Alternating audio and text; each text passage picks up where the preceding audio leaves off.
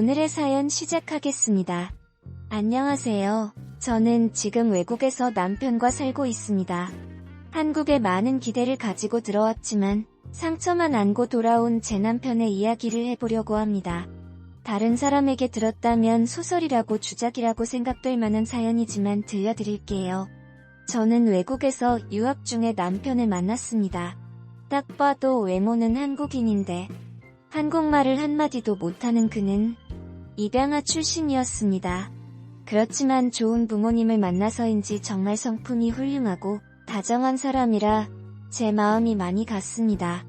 그도 자신의 모국에서 온 저를 특별히 생각했는지 저희는 급속도로 가까워졌고 오랜 외국 생활에 외로움을 느끼던 저는 그와 결혼을 결심하게 되었습니다. 그의 부모님은 그가 언제나 한국을 그리워하던 것이 안타까웠다면서 저와의 결혼을 기뻐해 주셨고 한국에서 결혼식을 올릴 수 있도록 여러 가지로 도와주셨습니다. 좋은 부모님 밑에서 사랑을 많이 받고 큰 그는 정말 좋은 사람입니다. 지금까지 한 번도 그와의 결혼을 후회한 적이 없으니까요. 저와의 결혼을 위해 한국에 온 그는 저를 포함한 한국의 모든 것에 반해버렸습니다. 외국에서의 안정된 생활을 뒤로하고 한국에 살고 싶어 했어요. 많이 고민했지만 그의 부모님도 저도 한국에서 살고 싶어하는 그를 말리지 못했고 저희는 한국에서 생활을 시작하게 되었습니다. 외국에서 허니문 베이비를 임신한 저를 위해 신혼여행은 한국을 한 달 동안 일주하는 것으로 정하고 발길 닿는 대로 곳곳을 다녔습니다. 정말 행복하고 평생 기억할 좋은 추억이 많은 시간이었습니다. 하지만 여행의 마지막 날 저희 부부에게 정말 끔찍한 사고가 일어났습니다. 빗길에 졸음 운전을 하던 트럭에 저희 차가 받치면서 남편과 저는 중환자실에서 한 달간 죽음과 사투를 벌여야 했습니다. 결국 저는 유산을 했고 남편은 고환을 다쳐 무정자증이 되고 말았습니다. 죽음에서 겨우 살아난 남편과 저는 이에 큰 충격을 받았습니다. 아이를 좋아하고 특히나 자신이 입양하였기 때문에 가족을 너무 원했던 그에게는 정말 힘든 시간이었습니다. 하지만 저는 그를 너무 사랑했기에 아이 없이도 우리 부부만 살아도 좋다고 생각했습니다. 또 아이를 원하면 당신의 부모님이 하신 것처럼 우리도 가슴으로 아이를 낳자고 했습니다. 지속적으로 저에게 이혼을 요구했던 그도 저의 말에 설득을 당해 우리가 진짜 가슴으로 아이를 낳아 기를 수 있을 때 입양을 하기로 했습니다. 다만 그가 무정자증이 된 사실은 공식적으로는 숨기기로 했습니다. 그가 일하는 분야가 워낙 마초적이고 남성 중심적인 곳이다 보니 무정자증이라는 것이 알려지면 그가 좀 힘들어질 수도 있다는 생각이 들었기 때문입니다. 입양을 하려면 공개 입양을 할 계획이라 제가 불임이 된 것으로 사람들에게 말을 하기로 했습니다. 처음에는 반대하던 사람이지만 제가 한국의 문화에 대해 지속적으로 이야기해주어 그를 설득할 수 있었습니다. 그리고 그의 부모님은 그가 무정자증이 된 사실을 들으시고는 한국에 그의 동생이 살고 있다는 이야기를 해주셨습니다. 만일 주지 않았을 사실이지만 평소에도 핏줄에 대한 갈망이 있었던 그가 너무 안쓰러우셨나 봅니다. 어머니가 너를 한국의 가족에게 빼앗길까봐 그동안 말을 못했다. 늦게 말해서 미안하다. 한국인들은 핏줄에 대한 애착이 강하다고 하니 이제라도 찾아보렴 우시면서 말씀하시는데 저도 많이 아프고 그 사람도 많이 아파했습니다. 그러다가 일관계로 방송에 출연할 기회가 있었습니다. 해외 입양아 출신인 그가 한국 여성을 만나 결혼을 해서 한국에서 살고 있다는 것이 이슈가 되면서 한동안 언론의 러브콜도 많이 받았습니다. 그는 제 남편이라서가 아니라 좀 잘생겼거든요. 키도 크고 능력도 있고 정말 매력적인 사람이었기 때문에 더 그러지 않았나 싶습니다. 그는 그 기회를 활용하여 동생을 보고 싶다는 이야기를 몇 번이나 내보냈지만 동생은 나타나지 않더군요. 그를 입양 보냈던 기관이 없어지면서 동생에 대한 흔적이 끊겨서 저희가 알아낸 사실은 그가 쌍둥이였다는 것뿐이었습니다. 그리곤 그의 동생에 대한 소식은 더 이상 들을 수 없었습니다. 그는 한국어도 어느 정도 익숙해지고 문화도 많이 익혔지만 절대 적응되지 않는 것이 접대 문화라고 했습니다. 룸사롱에 가거나 술을 주둥이 때까지 마시는 한국의 문화가 적응이 되지 않는다며 많이 힘들어하더라고요. 사람들은 그의 외모만 보고 한국 사람으로 생각하기 때문에 그러한 부분을 또 많이 강요하는 것 같았습니다. 하지만 그는 워낙 일을 잘 해내는 사람이라 그러한 부분을 거부해도 사회생활에 큰 문제는 없었습니다. 그는 늦으면 꼭 늦는다고 연락을 하고 12시 전에는 꼬박꼬박 귀가하는 사람이었습니다. 그런데 어느 날 12시가 넘어도 연락도 안 되고 전화도 꺼져 있어 저는 정말 미치는지 알았습니다.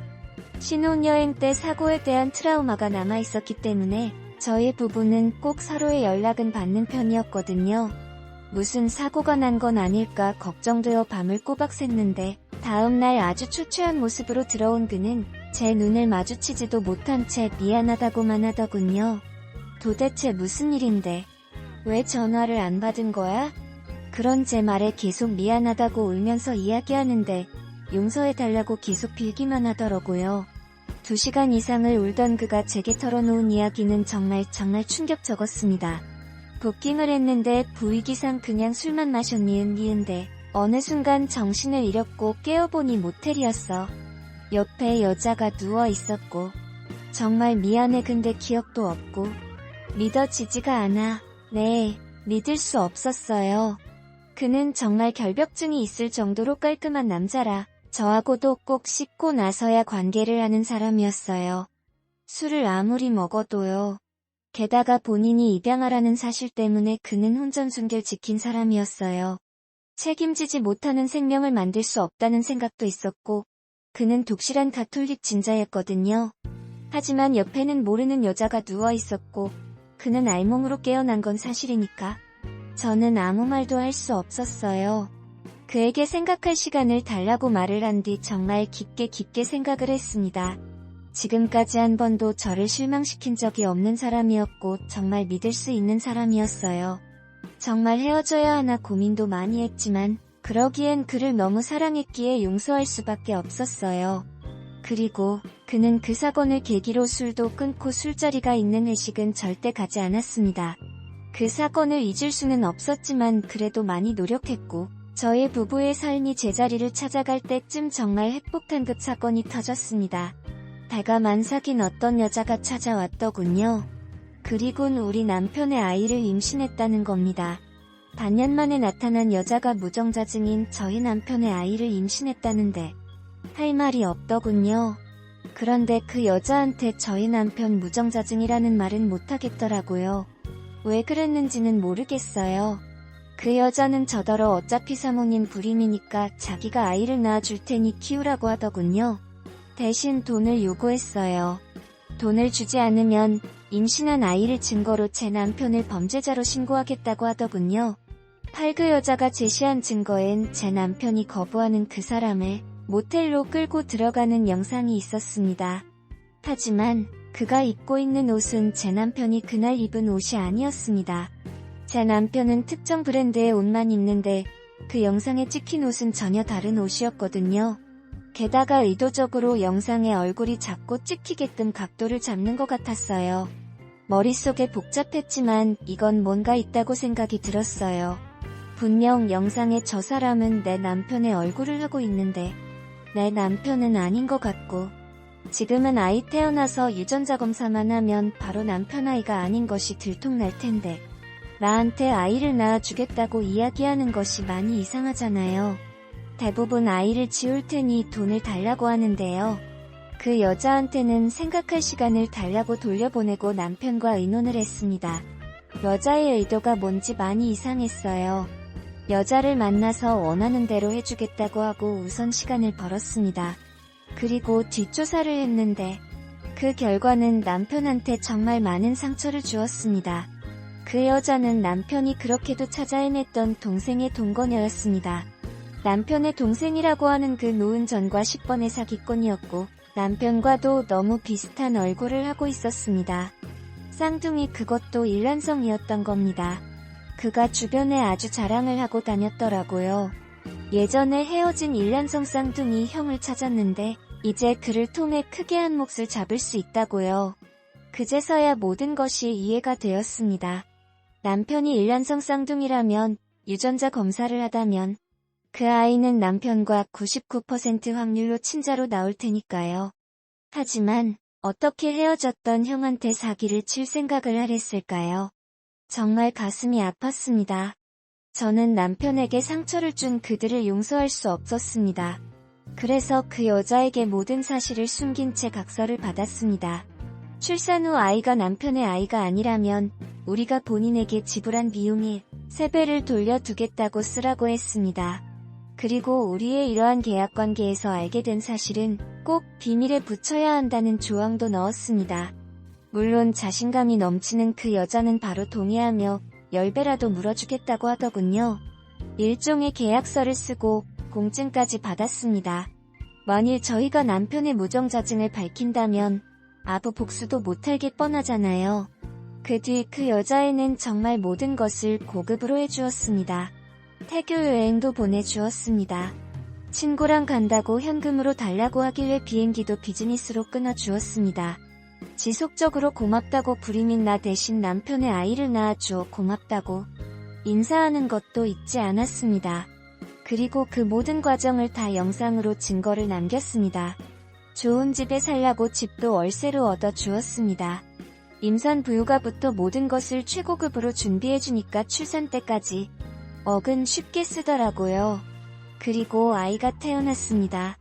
아이는 정말 예쁘더라고요.